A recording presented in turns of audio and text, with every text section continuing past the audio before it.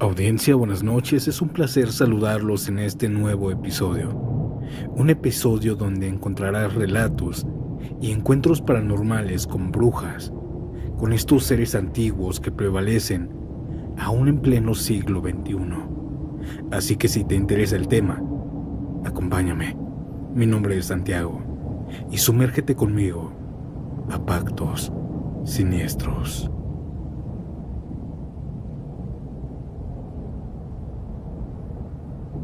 Hola audiencia, primero que nada quiero que sepan que yo nunca había creído acerca de las brujas. Se me hacían historias tontas, hasta que una noche me pasó. Mi nombre es Sofía y aún no sé si lo que viví en la carretera de los Chorros fue real o un fruto de mi mente jugando conmigo. Sin embargo, lo que sentí aquella noche todavía me persigue, y por esto es que lo comparto con ustedes. Verán, era una noche lluviosa de julio, típica de las montañas del Salvador. Había salido tarde de una reunión en Santa Tecla y decidí tomar la ruta de los Chorros para llegar más rápido a Sonsonate. Sabía que esa carretera tenía fama de ser peligrosa por los derrumbes, pero pensé que, con un poco de cuidado, no habría problema. Conforme subía, la lluvia comenzó a hacerse más y más fuerte, hasta que una neblina espesa cubrió el camino.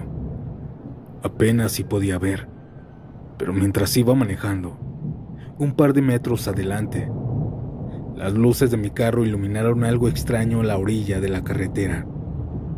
Una especie de altar improvisado.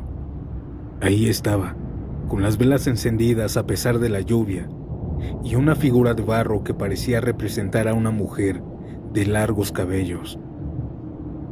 Cuando la vi sentí un escalofrío, pero seguía adelante. No iba a detenerme en medio de la nada. Apenas había avanzado unos kilómetros más dejando aquel altar atrás, cuando vi algo más. Una mujer estaba en medio de la carretera, con un vestido negro que la arrastraba como si fuera parte de la neblina. Frené bruscamente y le toqué el claxon, pero ella no se movió. Pensé que tal vez estaba herida o perdida, así que bajé la ventanilla para hablarle. «Hey, ¿estás bien?», pregunté tratando de sonar tranquila, aunque mi corazón latía con fuerza, no les voy a mentir. Ella giró lentamente la cabeza hacia mí, y lo que vi me dejó helada.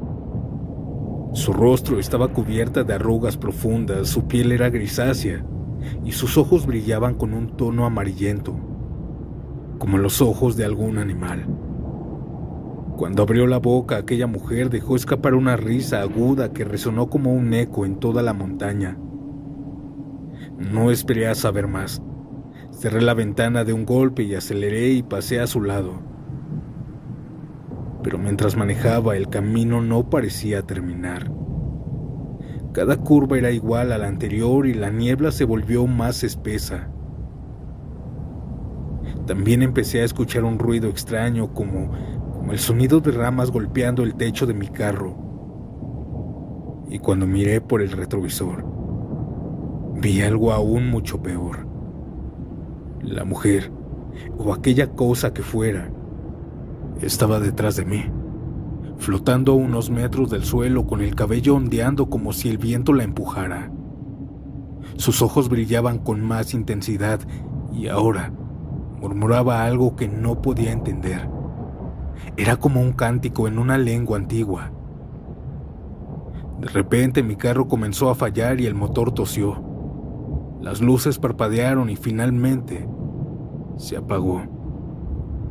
Todo quedó en total oscuridad y silencio, salvo por el sonido de la lluvia y mis propios latidos del corazón.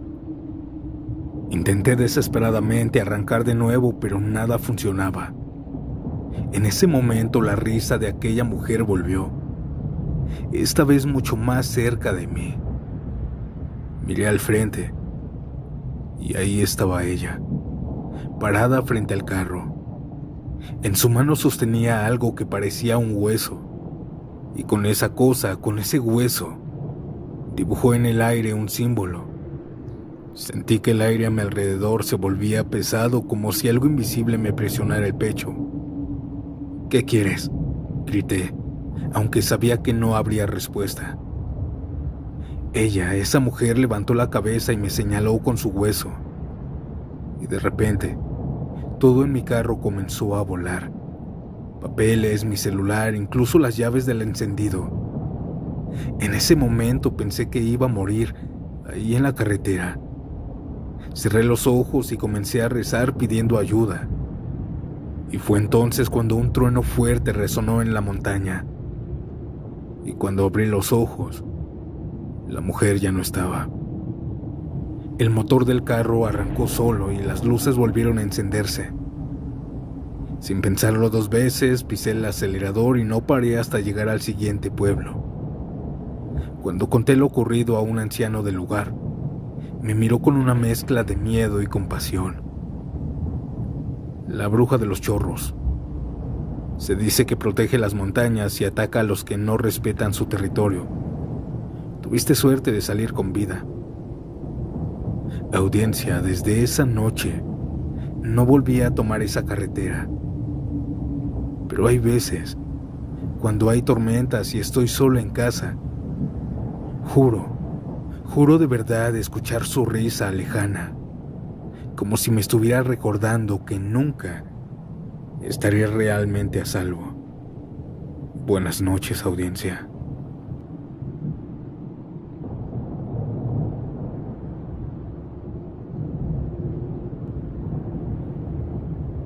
Hola, audiencia, soy Julieta, y hasta hace unos años nunca había creído en cosas sobrenaturales. Siempre fui una mujer de lógica. Yo era una de las que buscaba siempre explicaciones científicas para todo. Sin embargo, durante mi primer embarazo, algo sucedió que cambió mi perspectiva para siempre.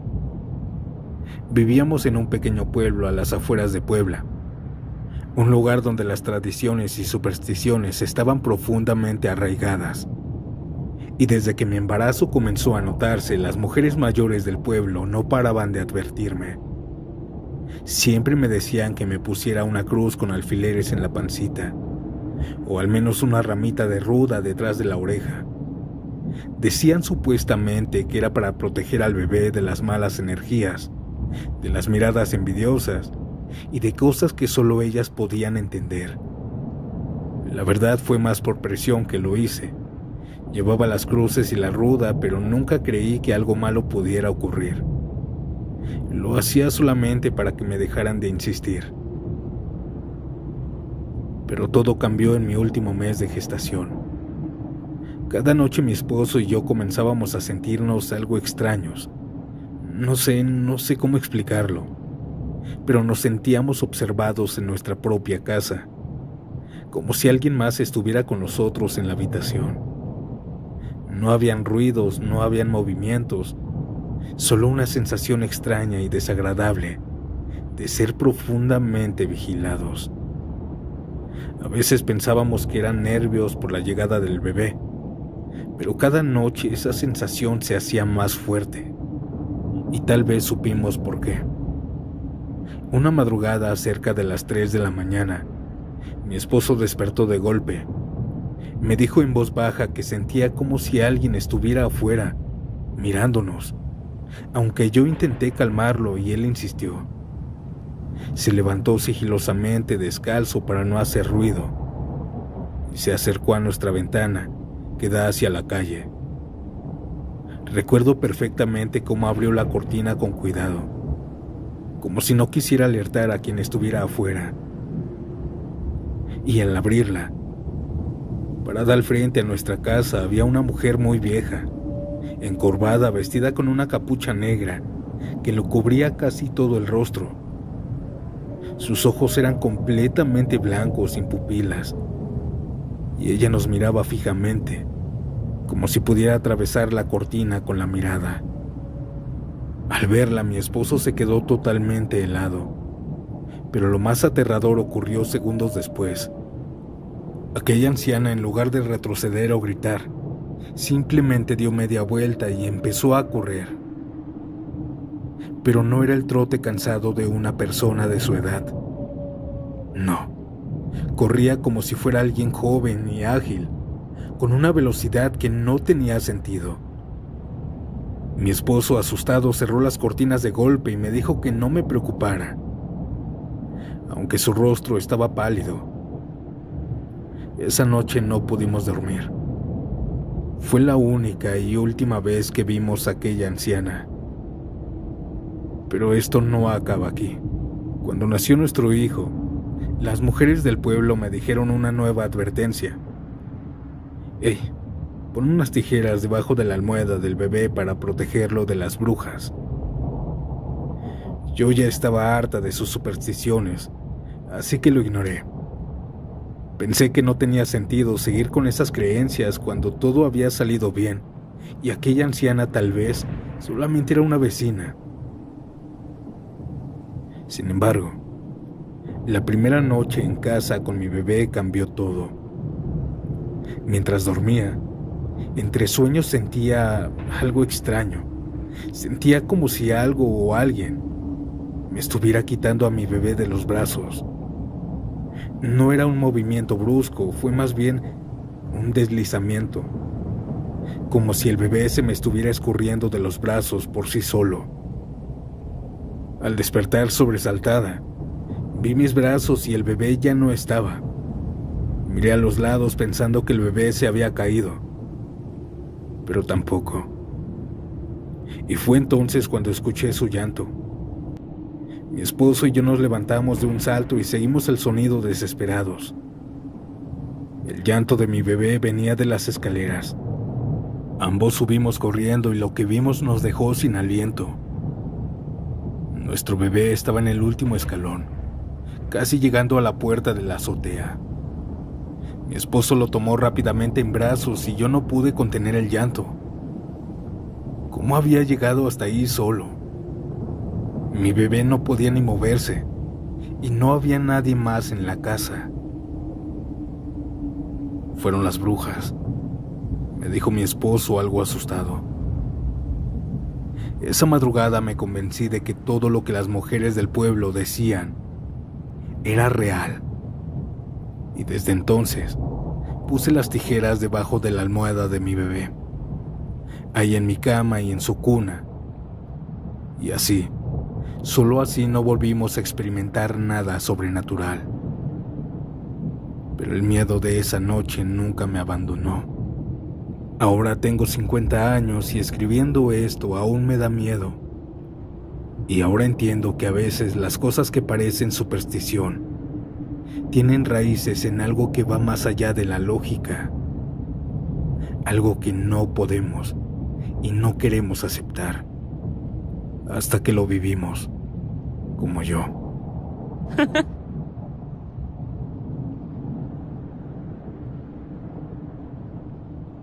Antes de continuar, si disfrutas de mi contenido, deja tu like, suscríbete y dime, ¿a qué hora te atreves a escuchar estas macabras historias? Ahora, sin más interrupciones, continuemos.